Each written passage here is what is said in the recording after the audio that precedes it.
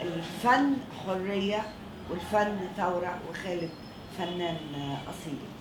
أنا مش هتكلم عن الرواية النهاردة، أنا هكتفي بهذا التقديم البسيط عن خالد، وبرحب بيكم مرة ثانية.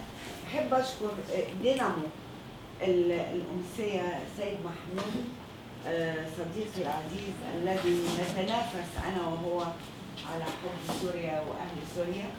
وكان قال انه الاحتفال الحقيقي انه الروايه توصل لاصدقائه يعني سواء في مصر او في سوريا. وعلى فكره يا سيد، الروايه وصلت سوريا النهارده وواصله بيروت بكره.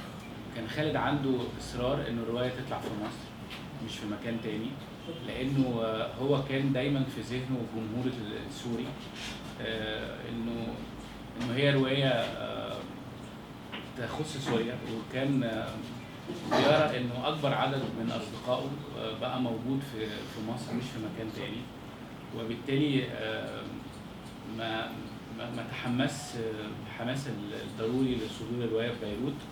وكانت المخطط انه يبقى التوقيع في حضور خالد في مصر، ولظروف متعدده منها ظرف صحي مر بيه خالد في الايام الاخيره ده خلى حضوره لمصر صعب. فنضال يعني بمبادره جميله يعني كان بيسال على انه الروايه طلعت، طب هل الروايه هتمر يعني صدورها هيكون حدث طبيعي. ف يعني في اخر المكالمه كان نضال يعني ابتكر فكره ان احنا نكتب لخالد رساله على الفيسبوك في لحظه بعينها كنوع من مش بس التضامن مع خالد، ولكن التضامن مع كل الناس اللي موجودين في الظرف اللي بتعيشه سوريا دلوقتي.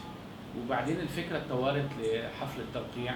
عشنا 10 ايام في هاي الاجواء. طبعا بعدين عشنا حوالي 15 يوم في التصوير في منطقه الحجر الاسود يلي تسمعوا اكيد بالاخبار، ما بعرف اذا ضل فيها شيء. وصورنا هذا الفيلم يلي خلاني انا وخالد يعني نفوت للقاعة. كانت هي أول احتكاك خالد نعرفه، بس الصداقة طلعت من القاعة. فهيك هو كتب لي صديقي في الأزقة الضيق. لو اليوم هو كان موجود أنا كنت راح أطلب منه طلب يكتب لي على هذا صديقي في الأزقة الواسعة. بعتقد إنه ما عدنا محتاجين هذا الضيق إلا اللي كنا فيه.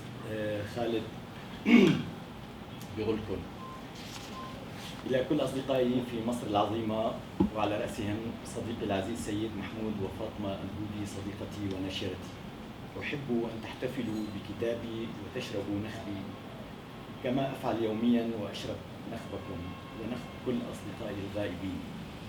لكن بقائي في دمشق أمر لا يستدعي الاحتفال ولا توجيه رسائل، خاصة وأن أغلب أبناء الشعب السوري في مناطق زائرة يدفعون أثمانا باهظة.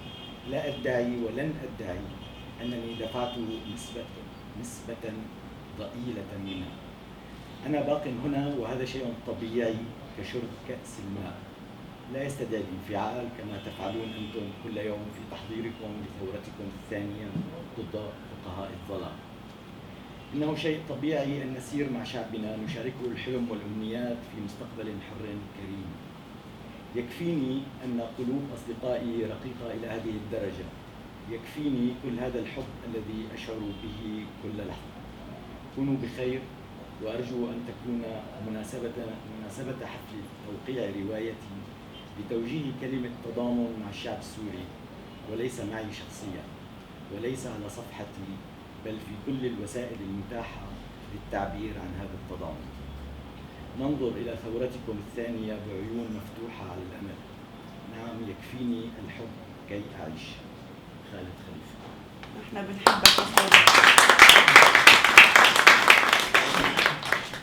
الرواية الجديدة زي ما قال سيد فيها حفر أكتر في المجتمع السوري عن مديحة الكراهية. مديحة الكراهية طبعا بالنسبة لي كانت مدهشة، بس هنا الرواية يعني ممكن تبقى أقل من مديحة الكراهية في الحجم، بس الكتابة أنضج بكتير وأكثر مصاعة ورهافة، يعني داخله في الموضوع بشكل بالنسبه لي استثنائي. يعني الروايه دي فعلا استثنائيه بالنسبه لي. انا كتبت لخالد انت عمل رائع واستثنائي.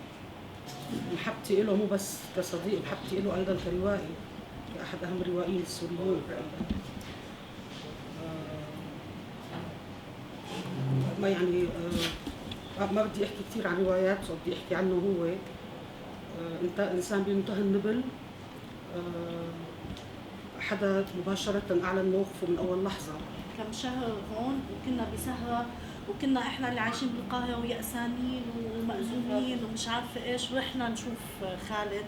فخالد اللي جاي من سوريا من تحت القصف من كذا، كان هو الحقيقة اللي عم بيبسط لنا الأمور، كان هو أكثر واحد فينا عم بيضحك، كان فيه هيك روح كتير حلوة أنا بفتقدها. هو متنح بس أنا تسنيحته حاببها، لأني لازم يبدو إنه يكون في حدا شاهد، ففيه حدا بيختار إنه يكون شاهد.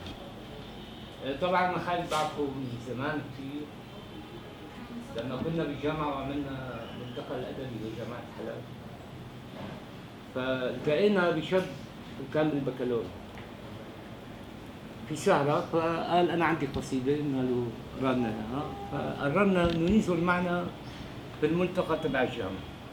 حطينا كلية حقوق، بما إنه كلية حقوق كتير فما راح يبين. بعدين يعني تكررت طبعا مع واحد أزعر ثاني بطريقة ثانية، هو لقمان، كمان حطينا كلية حقوق، فطلعوا اثنين كويسين. خالد ساكن قريب من بيتي. شيء جميل انه احس في بيتي وفي خالد في هاللحظه، فاكيد تحيه لخالد. امل انه نشوف بعض في دمشق. كل الناس اللي بتحب الحريه هي رفقات خالد.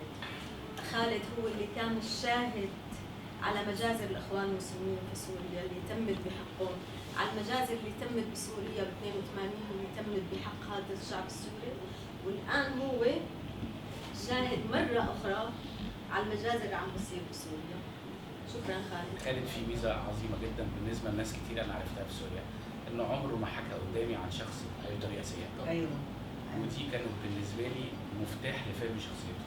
انا كنت بلتقي بكتاب وفنانين، ومجرد ما شخص بيفوت وبيدي ظهره بالتاني، الناس دايما لانه مجتمع كان فرصه ضيقه واقع تحت ضغط وظرف سياسي، كنت قادر افهم ظرف المجتمع، لكن كمان كنت قادر افهم شخصيه شخص كان دايما بيرى انه الاخرين اهم منه بكتير. ودي ميزه مهمه جدا نقدر نفهم منها خالد. تواضع واصاله. تحيه لسوريا وتحيه لخالد. يعني انا بشكر مجيئكم